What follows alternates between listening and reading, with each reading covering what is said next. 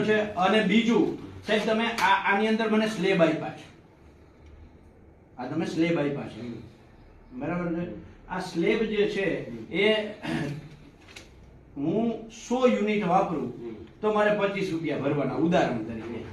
હું 101 થી 150 યુનિટ વાપરું તો મારે 35 રૂપિયા ભરવાના પર યુનિટના, એ પછી 100 પછી બરાબર છે। પછી હું 150 થી 200 યુનિટ વાપરું તો મારે 35 ના 40 ભરવાના, બરાબર છે। આવો તમારો આ સ્લેબ યુનિટ છે, બરાબર છે। આ જે છે એ તમે અમારી યારે કાયદેસર ચીટિંગ કરો છો। તમે 2 મહિને બિલ બનાવો છો, કાયદેસર 1 મહિને બિલ બનાવવાનું છે।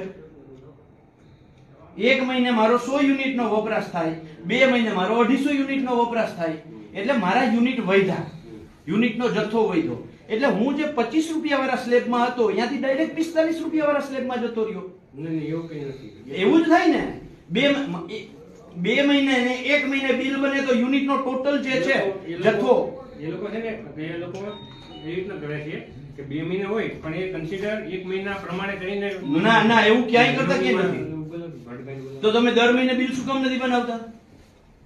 તો તમે દર મહિને બિલ શું કામ નથી બનાવતા? અમુક કેટેગરી છે એનું બાય મંથલી બને છે, અમુક મંથલી બને છે। હા પણ તો તમે 2 મહિને અમારું ઘર વપરાશનું બિલ 2 મહિને બનાવી અને આ સ્લેબમાં મારા બિલના ટોટલ યુનિટ વધે એવું તમે કરો છો, અને ટોટલ યુનિટ વધે એટલે મારો જે સ્લેબ છે સ્લેબ ચાર્જ ઉપર વયો ગયો। આ તો તમે અમારા ગ્રાહક હારે છેતરપિંડી કરો છો કાયદેસરની। એનું તો કેવી રીતના ગણતરી કરે ને હું તમને આપીશ તમને। અમારું છે કે આ જે તમે યુનિટ નું કહો ને બાય મંથલી ને મંથલી એ કન્સિડર કરવાથી કોઈ ફરક નથી પડતો।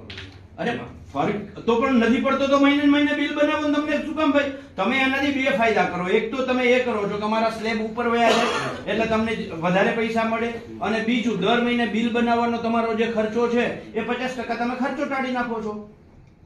અને જે નોટિસ તમે આપી છે મને, આ નોટિસ જે આપી છે સાહેબ, આ નોટિસ તમે 2003 ઇલેક્ટ્રિસિટી એક્ટ ની કલમ 56(1) મુજબ આપી છે, બરાબર છે। આ 56(1) છે તમારી સામે।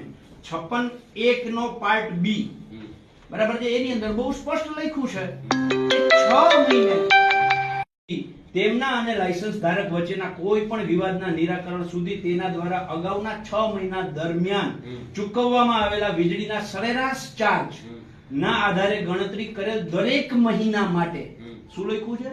દરેક મહિના, દરેક 2 મહિના માટે નહીં, દરેક મહિના માટે તેમના પાસેથી બાકી રહેલ વીજળી ચાર્જ જે ઓછું હોય તે, બરાબર છે।